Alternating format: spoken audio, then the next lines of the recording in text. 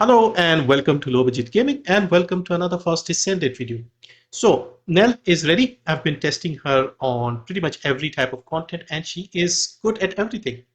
Really good. So Axial Planes, she's made for that. Stormhanger, no problem.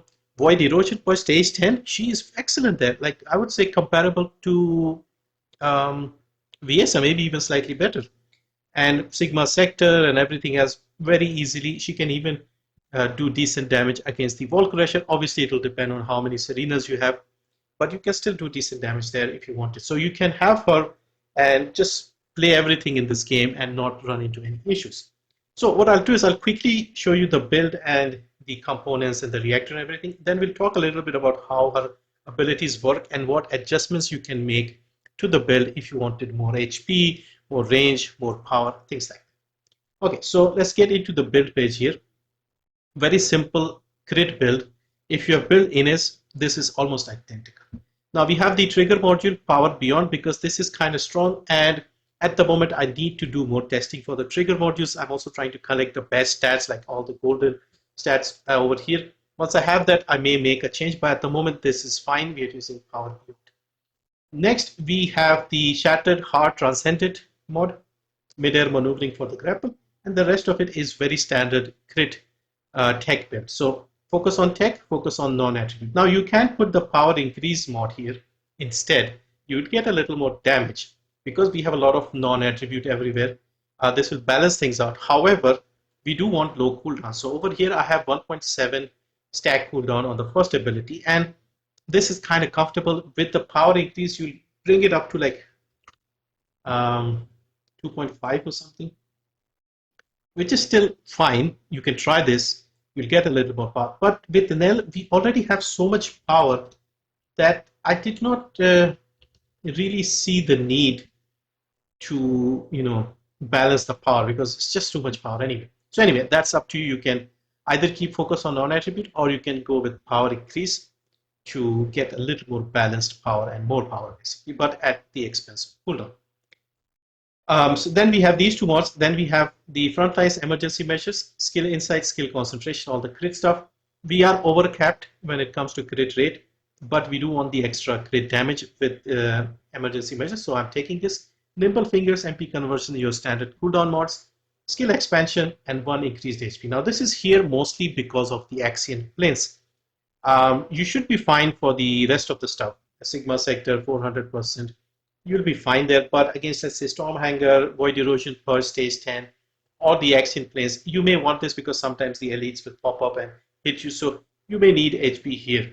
I'll give you some alternatives as well, depending on the mission. So this is your standard build here. Now let's just quickly look at the other stuff, the external components. So we have Enlightened Mage Set, standard MP recovery out of combat and max HP. Over here, max MP and MP recovery in combat. Over here on the memory, I've gone with MP recovery modifier and ESIF search radius increase modifier. And then over here, I have item acquisition. You can take anything over there. You can take max shield and then ESIF display time. Now, ESIF display and search radius, honestly, I don't really see much of a use or a benefit of having these. But if you have them, maybe they are bugged and they may fix it, or there isn't a big enough advantage. But yeah, I've put them there. You can go with other things as well. If you wanted, you could maybe have more defense, but I did not need defense, so that's why I went with the search increase. And over here, item acquisition can be useful. You can go with max shield if you wanted, or toxin resistance because the enemies are order of truth there. So you maybe do something like that. So that is the external component sets. The reactor is your standard materialized mechanics reactor, so non-attribute and tech. And we want cooldown and crit damage on the options. For the gun, we want tactical rifle mounting for the secret garden to get the pest control stacks because her first ability and her fourth ability are the tech abilities. Okay, so that is the reactor. Arche Tuning, I've gone with this setup here. So we take the skills here, we take the cost reduction, we go this side, take the range, take the enhanced skill power, we go straight to the middle, taking all the skill power, up here MP, and then we take the enhanced skill duration, cooldown I mean. Then on the left we take the purple crit damage, and then up here we take all the skill stuff, all the way up to the mutant cells, and we take non-attribute cohesion. Now keep in mind, we will be getting stacks of multiple things going on with the Nell. So you'll be spamming your first ability and getting 3 stacks of truth from the enlightened mage set. You'll be getting 3 stacks of cohesion from here. So basically when you defeat an enemy, you get 6.4% non-attribute skill power. It has a 50% trigger, so you'll still get it because you're killing so many enemies. 6.4% times 3, 19.2% more non-attribute power. So your enlightened mage will be giving you non-attribute power. This will be giving you non-attribute power, and you will also get normal skill power with the 3 pest control stacks from your gun. So a lot of extra stacks. So having that power increase mod will actually be better in terms of balance. So this is the Arche Tuning. Again, there are some adjustments I'll talk about later. Inversion Reinforcement, I've gone with Arche Circulation Tactics, so you'll get some more cooldown every now and then. And over here we have the mental stimulation and selective neurostimulation. So you get MP, basically every 45 seconds you have some MP related perk that you get here, because we may need the MP. And over here we have deploy resonance device. This is especially for Nell. So when you hit an enemy with your skill or your firearm attack, your skill duration goes up for 10 seconds. And on enemies that are hit by the ESIF scan first, when you scan them first, you also get like weak point damage increase, although we are not really using the second part of this perk. Now let's quickly explain how her abilities work, and then you can adjust based on how you want to play. So first and foremost with Nell, you should be pressing your ESIF, your tab on the keyboard to mark the enemies. This is must have, like before you hit them with your first skill or your fourth skill or whatever, you need to mark them because you do more damage when you mark them. So if you look at the passive here, using ESIF inflicts ESIF scan on enemies in the front. Attacking enemies inflicted with ESIF scan deals additional damage. Landing a critical hit on an enemy inflicted with ESIF scan with a breach spike has a chance to grant suspicion. Enemies under the reticle are guaranteed to be inflicted with ESIF scan if the reticle is on a weak point of a Colossus, etc. So I'll explain that. Basically, so what you do is your first ability is called breach spike. When you scan first, you mark them, and now when you hit them with your first ability, the breach spike, you notice we got some custom resource at the bottom. Now, if you do that again, you'll get some more, you'll get some more. Okay, and now when this custom resource is full, or even when it's not full, you can use your fourth ability and you fire these very powerful spikes that can take out the enemies. Now, you only get the custom resource when you have marked the enemy with your ESIF first. So you have to constantly use your ESIF. So notice here I'm not scanning. I can kill them. I can still do decent damage, but there's no custom resource at the bottom. So you have to get into the habit of scanning constantly. So ESIF, if it's already there, don't do it. But yeah, you need to be just pressing your tab as much as you can so that you keep getting your custom resource, and then you can use this. You cannot use this without the custom resource. So you can see here the first two abilities are available to us. We use MP to use those abilities. The third and fourth abilities, we can't do them because the third ability needs the second ability, fourth ability needs the custom resource from the first ability. Okay, so that is how you would work with Nell. Now let's look at the other abilities. So like we discussed, the first ability is a breach spike. You scan the enemies and you hit them. You have 2 stacks, 1.7 cooldown. Projectile does damage, skill power times 730.9, 3 shots. And when you land, you have a chance of generating the custom resource, which is called suspicion. So we already had a look there. On hit of an ESIF scan target, you do additional damage, 100% additional damage, burst damage, and you have a range of 200%, meaning for this one it will be 8 meters. We are already over that. Okay, now the second ability, this is the breach link. So when you put this down, you will be debuffing and doing damage to the enemies. So over here we put this down and we are doing a bunch of damage to the enemies, as you can see here, just for them standing there. Okay, so this is your second ability. And this will do continuous damage every half second for a 15-second duration. And this has a range of maximum 300%. As you can see, we are not at max range, 6 meter, and we are at 14.4. So this is fine, but you can increase the range if you wanted. You'll get a much bigger circle and you'll do a lot more damage. Now, if you press the second skill again, you will retrieve your ring and it will reduce the cooldown. It will do burst damage, and again it has the same explosion radius and about 300%, and it will decrease the cooldown and increase your movement speed and so on. So basically they're already dead, and those were level 260 enemies. So you put this down here, you're doing damage, and you press it again within the 15 meters and you'll do burst damage. So yeah, big area and you can do a lot of damage.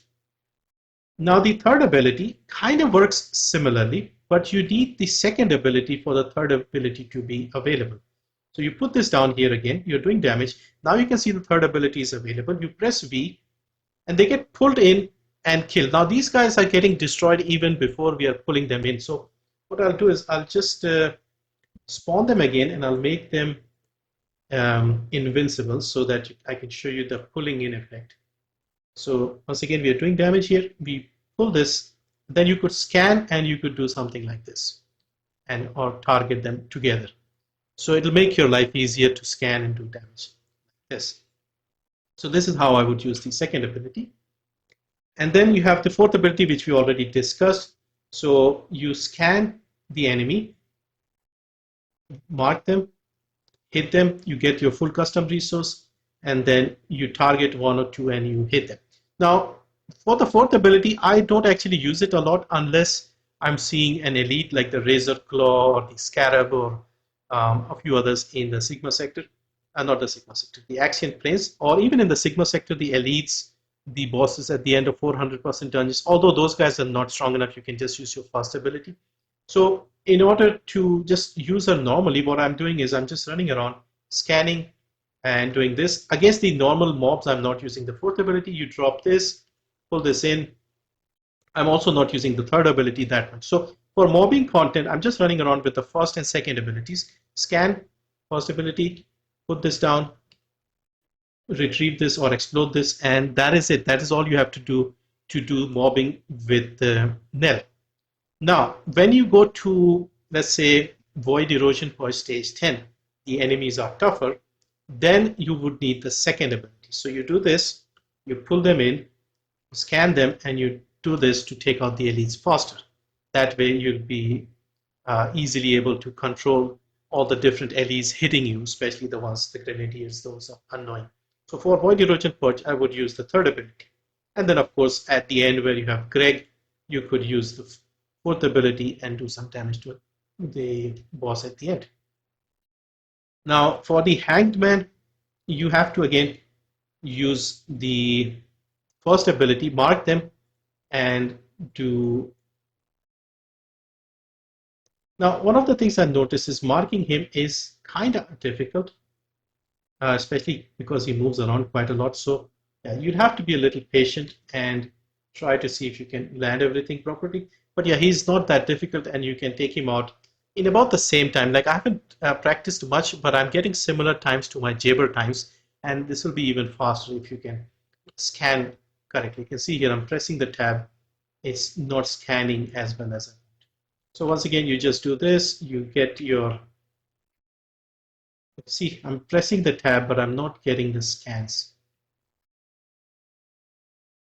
See, I'm actually aiming for the shoulder, but still nothing. Still nothing.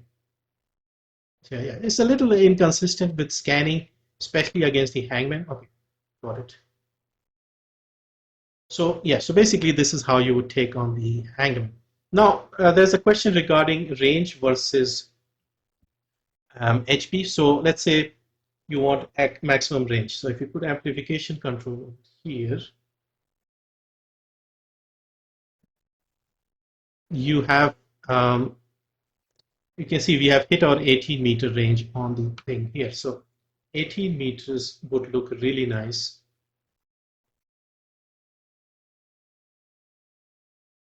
Look how big the circle is. 9 enemies standing across, and we are covering all of them. So you could have this range if you wanted.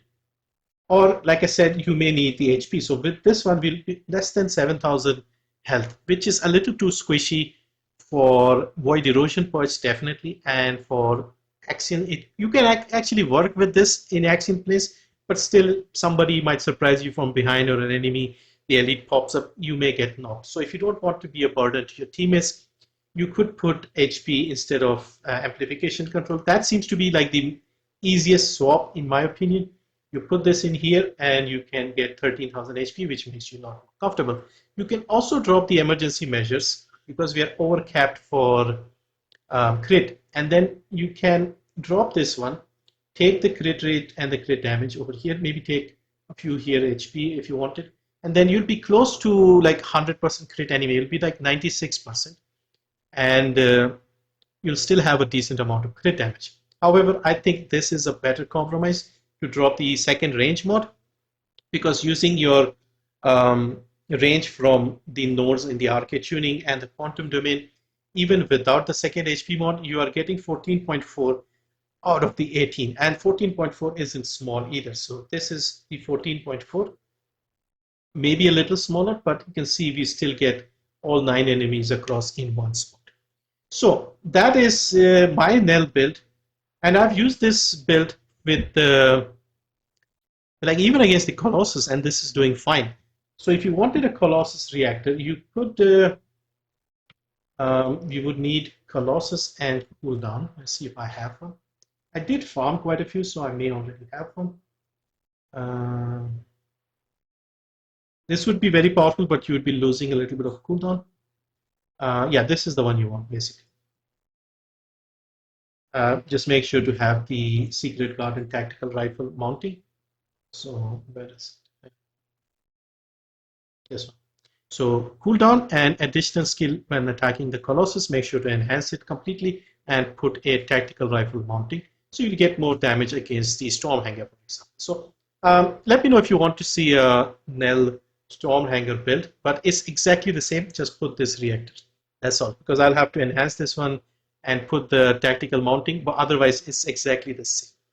So that is Nell. I think she's fantastic. Now I just want to briefly talk about some of the issues I've encountered with Nell. So last 2 evenings when I've been playing her, I noticed I was getting headaches when playing Nell.